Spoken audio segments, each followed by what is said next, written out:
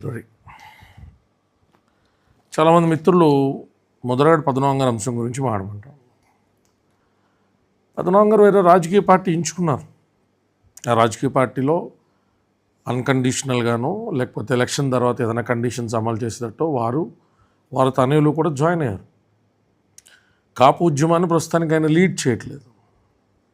Under what obligation we can ask him not to speak against to our interest or our faith?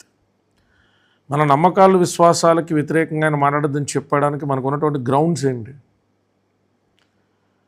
రకరకాల కారణాల రీత్యా మనం విమర్శ చేయొచ్చు. పద్మనాభం గారి నుంచి ఆశించవచ్చు, ఆశించిన తర్వాత ఆయన అది చేయలేదు అనుకోవచ్చు.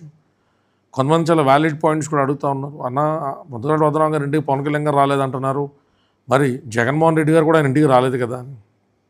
నేను గతంలో చాలాసార్లు చెప్పాను, ఎస్టాబ్లిష్డ్ పార్టీస్